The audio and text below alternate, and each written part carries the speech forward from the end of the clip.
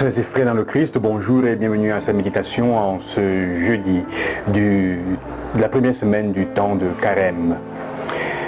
Le texte continue à nous parler de la prière, de ce troisième pilier fondamental de notre temps. Prier, c'est le temps pour retrouver la qualité de notre prière, pour retourner au Seigneur avec la prière. Aujourd'hui, le texte nous parle d'un type de prière particulier, ou plutôt d'une attitude particulière dans la prière. L'évangile nous parlera de la persévérance. Quiconque demande reçoit. Demande avec insistance. Frappez et on vous ouvrira.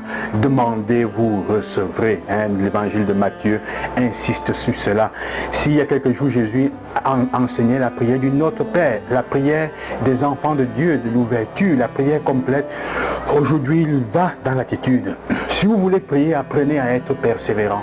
C'est une qualité qui parfois manque parce que dans la question, on veut tout de suite. On veut tout de suite. On n'arrive même plus à être persévérant. Il n'y a pas la patience. On est impatient. Si Dieu ne nous donne pas ce qu'on veut tout de suite, alors on va chercher ailleurs. Mais il y a cette attitude qui dit, soyez persévérants et demandez dans la fraternité, tout doucement. Il dit tout ce que vous voudrez que les autres fassent pour vous, faites-le aussi pour eux. Et la prière nous montre donc, la deuxième attitude, c'est que qu'on retrouve dans la première attitude avec l'histoire de Esther. Esther, cette juive, cette reine, qui a épousé le roi d'Assyrie et qui est sur le point de voir son peuple être éliminé et décimé par la jalousie du Premier ministre.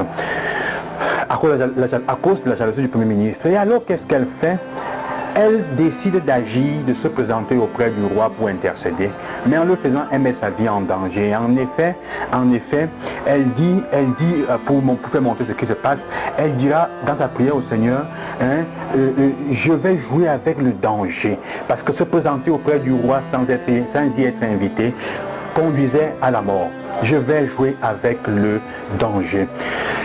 Et donc, elle se met à prier. La prière, donc, Esther est déjà en train de poser une action. Elle a décidé d'agir pour un bien de son peuple et elle demande l'aide du Seigneur. La prière n'est pas pour les lâches, pour les paresseux et pour ceux qui ne sont pas courageux, disons comme ça, ou mieux encore, pour ceux qui pensent que Dieu va faire les choses à leur place. La prière n'est pas pour ceux-là. La prière est pour ceux qui ont déjà décidé d'agir, qui savent déjà ce qu'ils vont faire et qui demandent la force et que le Seigneur agisse par eux. Sa prière est intéressante en effet parce qu'elle dit, viens à mon secours car je suis seul et je n'ai pas d'autre défenseur que toi. J'ai appris dans le livre de mes ancêtres, Seigneur, que tu as toujours libéré ceux qui te plaisent. Maintenant, aide-moi car je suis solitaire. C'est-à-dire, par mon action, sers-toi de mon action pour libérer ton peuple. En fait, ce n'est pas moi qui agis.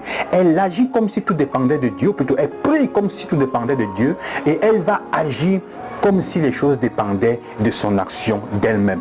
Parce qu'elle sait qu'à travers son action, Dieu agira. Ça, c'est le but de celui qui prie. Parce qu'il sait comment il va se mettre à agir. C'est le Seigneur qui va se servir de cette action pour faire tout ce qu'il veut, pour changer les choses, pour les améliorer, à condition qu'en départ déjà, tu sois en train de te fier de notre Seigneur, te fier de lui. En effet, c'est ça donc. La prière n'est pas pour les paresseux.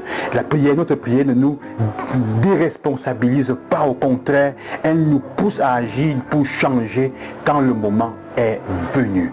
Et elle prie, nous prions pour que Dieu, par notre action, par notre agir, change, se manifeste et et fasse ce qui est bien. Il dit, tout ce que vous voudrez que les gens fassent pour vous, faites-le pour eux. Vous savez que parfois quand on fait ce qu'on voudrait que les autres fassent pour nous, ils ne le font pas toujours. Alors pourquoi est-ce qu'il dit cela? Parce qu'en fait, en faisant le bien que tu voudrais qu'on fasse à toi, aux autres, tu seras le premier à en bénéficier indirectement. Déjà par le fait de la bonté, de la joie, de la grandeur, de te sentir bien, de sentir le sens de ta vie à faire le bien. Offre, agis. Fais aux autres le bien que tu voudrais qu'on fasse pour toi, sans attendre rien en retour évidemment. Et tu verras que tu trouveras déjà ta joie dans le bien que tu es en train de faire. C'est ça le secret du bien. Et la prière te permettra de te mettre entre les mains du Seigneur pour qu'il fasse là où tu es ce qu'il faut faire pour que le bien agisse. Frères et sœurs, bonne continuation, bonne prière. Remettez-vous à la prière. Remettez-vous entre les mains du Seigneur. Prenez la peine de vous mettre à prier. C'est ça que le Seigneur attend de toi. Comme Esther, allez relire son histoire et vous verrez ce qui va se passer. Le livre d'Esther, vous verrez comment se mettre entre les mains du Seigneur. Dieu ne te trompe pas. Et le psaume 137 en effet est fait pour nous aujourd'hui. Quand je crie vers toi, Seigneur, tu réponds à mon appel. Le Seigneur répond, que le Seigneur réponde à ton appel. Bonne journée, à demain.